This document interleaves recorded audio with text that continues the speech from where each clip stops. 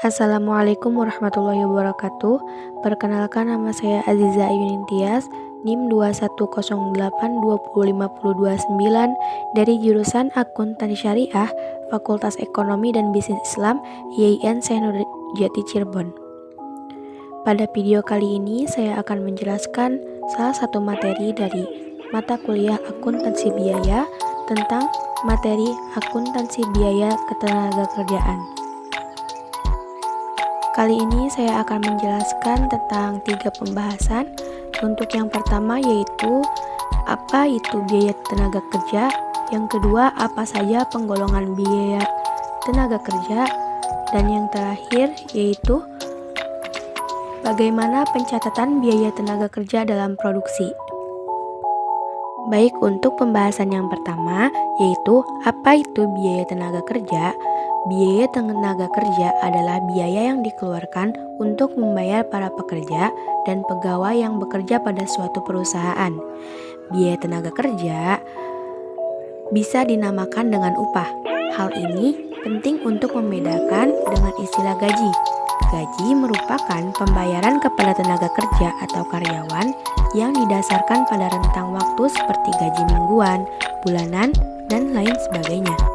Sedangkan upah dibebankan melalui rekening biaya tenaga kerja langsung dan gaji dibebankan melalui rekening biaya overhead pabrik. Adapun dalam perhitungannya, biaya tenaga kerja dibedakan lagi menjadi beberapa kelompok dan sejenisnya. Sebagian di antaranya dapat dimasukkan ke dalam biaya produksi, sementara sebagian lainnya merupakan bagian dari biaya overhead pabrik. Untuk yang selanjutnya yaitu apa saja penggolongan biaya tenaga kerja. Nah, perlu diketahui bahwasanya di dalam sebuah perusahaan manufaktur, penggolongan kegiatan tenaga kerja dilakukan berdasarkan fungsi pokok dalam organisasi perusahaan, kegiatan departemen dalam perusahaan, jenis pekerjaannya, dan hubungannya dengan produk.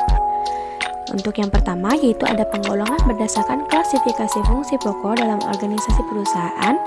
Ada 3 biaya. Untuk yang pertama ada biaya tenaga kerja produksi, yang kedua ada tenaga kerja pemasaran, dan yang ketiga ada biaya tenaga kerja administrasi dan umum. Untuk yang selanjutnya yaitu ada penggolongan menurut kegiatan departemen dalam perusahaan. Nah, biaya tenaga kerja digolongkan menurut departemen-departemen yang ada dalam perusahaan. Untuk yang kedua ada penggolongan menurut jenis pekerjaannya. Penggolongan biaya tenaga kerja juga dapat dilakukan menurut sifat pekerjaannya. Dan yang ketiga ada penggolongan menurut hubungannya dengan produk. Dalam hubungannya dengan produk, tenaga kerja digolongkan menjadi tenaga kerja langsung dan tenaga kerja tidak langsung. Untuk pembahasan yang terakhir yaitu ada tentang bagaimana pencatatan biaya tenaga kerja dalam produksi.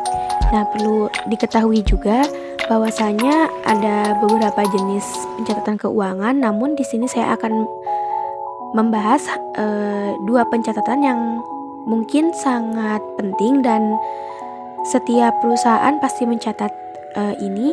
Untuk yang pertama ada catatan pengeluaran. Catatan pengeluaran yaitu biaya pengeluaran yang mencakup pembelian bahan baku, operasional, hingga gaji karyawan. Umumnya biaya pengeluaran dibagi menjadi 2 jenis yaitu biaya langsung dan tidak langsung. Yang kedua yaitu ada catatan pemasukan. Catatan pemasukan dilakukan untuk mencatat seluruh pemasukan yang didapatkan dari penjualan produk atau jasa. Tentunya pencatatan ini harus dilakukan dengan benar dan jelas. Catatan keuangan, baik pengeluaran maupun pemasukan sangat penting untuk dilakukan. Dari materi yang telah saya bahas tadi dapat disimpulkan bahwasanya tenaga kerja adalah usaha fisik atau mental yang dilakukan oleh seorang karyawan untuk mengolah bahan baku yang tersedia menjadi barang jadi atau produk.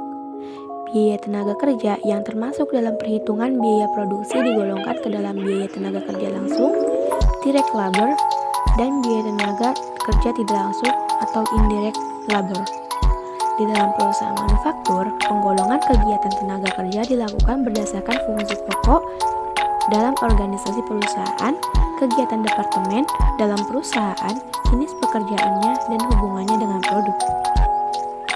Mungkin cukup sekian pembahasan yang dapat saya video kali ini. Terima kasih.